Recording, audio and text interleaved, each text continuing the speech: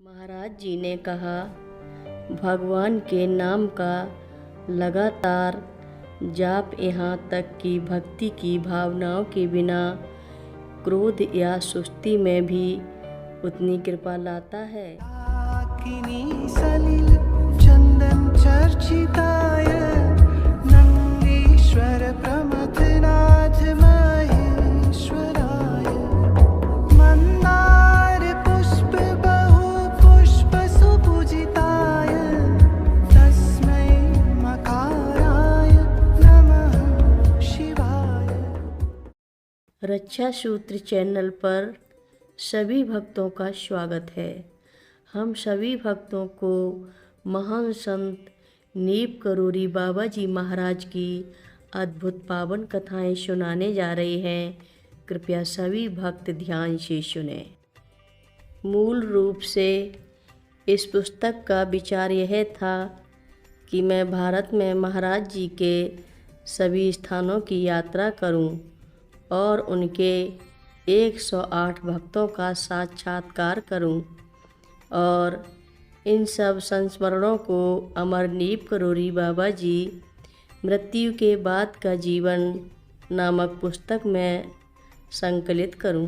लेकिन यह पुस्तक भविष्य में मेरी आने वाली पुस्तकों की एक पंक्ति में थी, मगर कुछ परिस्थितियों के कारण और मेरे दाहिने कंधे पर बैठे एक बानर द्वारा एक दिव्य हस्तक्षेप और मुझे और मेरे गिटार को दिव्य आशीर्वाद दिया।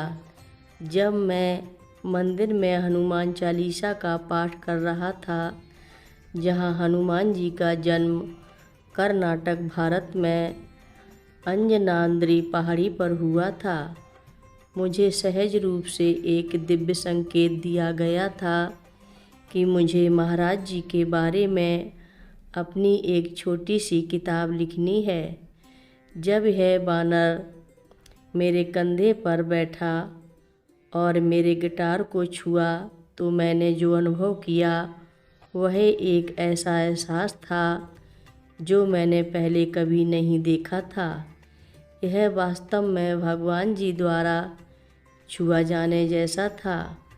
आनंद और परमानंद की अंतहीन धाराएं इसने मुझे याद दिलाया कि कैसे बाबा रामदास ने कहा था कि जब महाराज जी अपनी पुस्तक रिमेंबर बी हियर नाउ में उनके माथे या कंधे को थपथपाते हैं तो ऐसा महसूस होता है।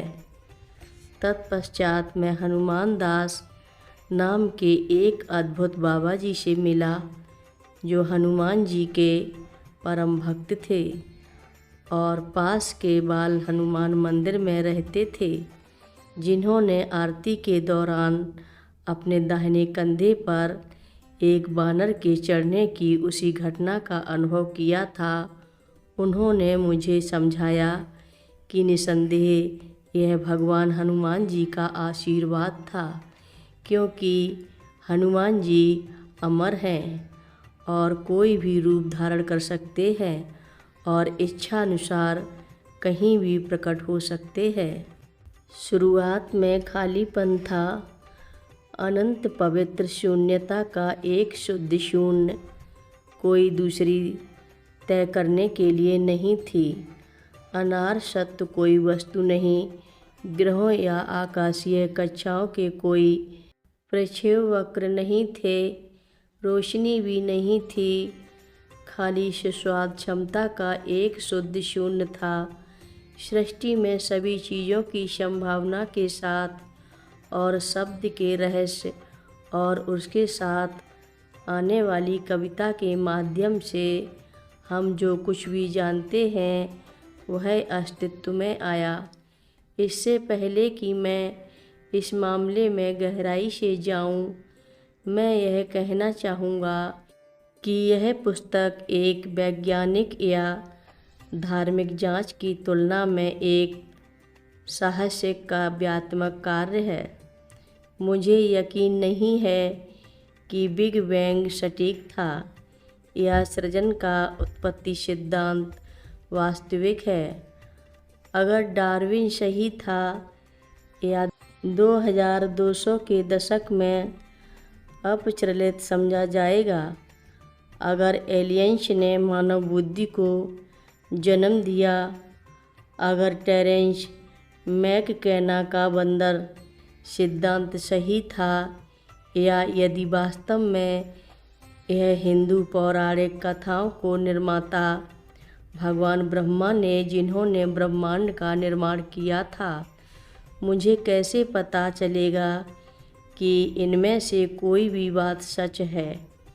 मैं वहाँ नहीं था। किसी भी सिद्धांत को एकमात्र सत्य होने का दावा करना मेरे लिए तार्किक नहीं होगा। आप केवल एक ही सत्य देखते हैं जिस पर मेरा विश्वास है कि सभी मनुष्य इस तथ्य पर सहमत हो सकते हैं कि सारा अस्तित्व एक भव्य विस्तार वाला रहस्य है, और इन रहस्यों के बारे में खुला दिमाग रख के सोचने में ही परमानंद है। हर 100 साल या तो पिछले 100 वर्षों की मान्यताओं को अप्रचलित माना जाता है, और एक नई पीढ़ी नए विज्ञान और नए शोध के साथ प्रकट होती है, जो सब कुछ साबित करती है। इससे पहले तथ्य कहा जाता था, वह महज एक कल्पना है। महाराज जी ने कहा, भगवान के नाम का लगातार जाप यहाँ तक कि भक्ति की भावनाओं के बिना क्रोध या सुस्ती में भी उतनी कृपा लाता है। एक बार यह एहसास हो गया तो आशंका के लिए कोई जगह नहीं रह जाती है।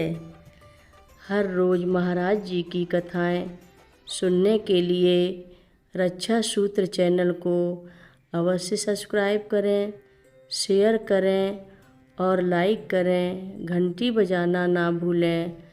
कमेंट बॉक्स में लिख भेजें, जय नीम करोली बाबा जी महाराज। बोलो नीम करोली बाबा जी महाराज की जय बोलो।